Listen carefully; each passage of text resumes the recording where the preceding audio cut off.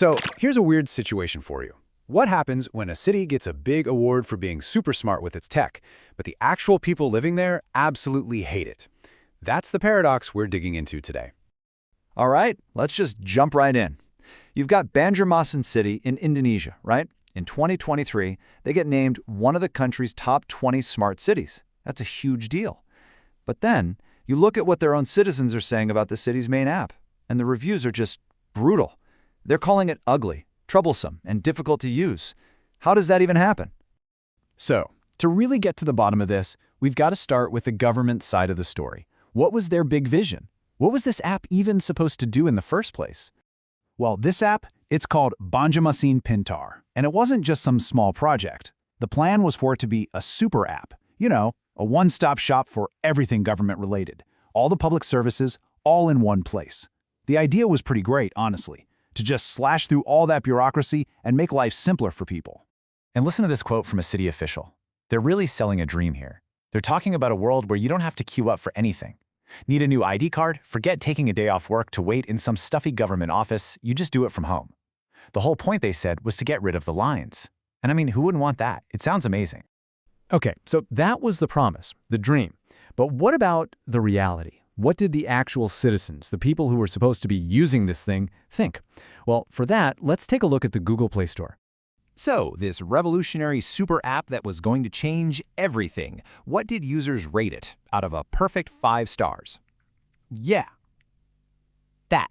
3.4. I mean, it's not a complete disaster, but for a flagship app, not great. And this picture really tells the story. See that? You've got a bunch of 5-star reviews, which is good, but look at that huge number of 1-star reviews. This tells us the app wasn't just kind of meh for everyone. It was deeply polarizing. People either loved it or they absolutely hated it. So what are the haters saying? What's in those 1-star reviews? Well, let's just read a few. This one doesn't mince words. Here's another one, short, sweet, and to the point. The irony, right?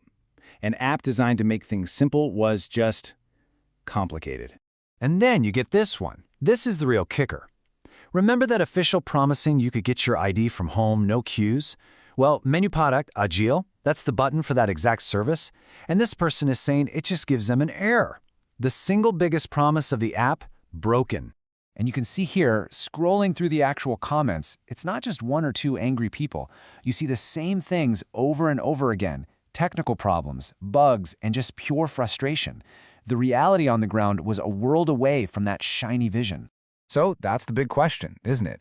Why was there this giant disconnect between what the government promised and what people actually experienced?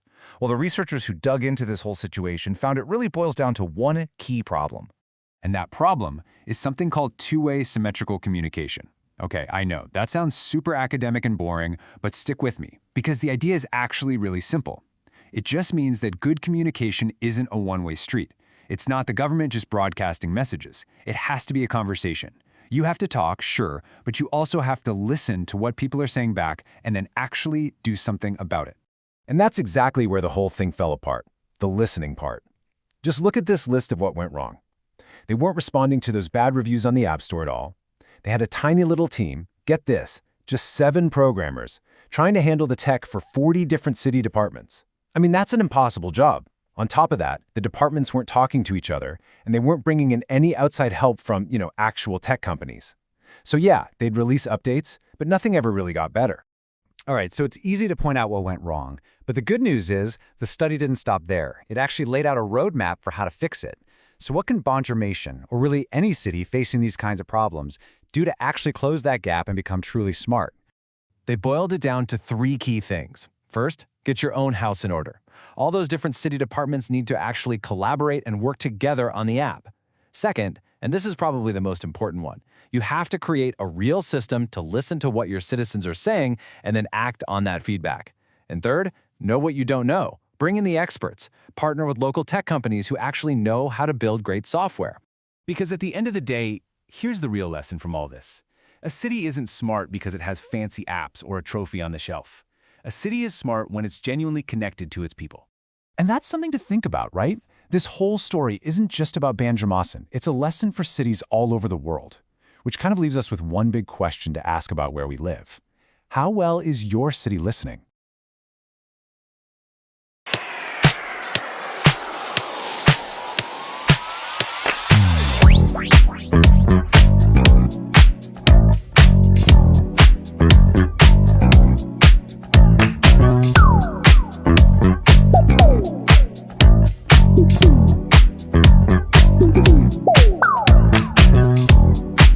Thank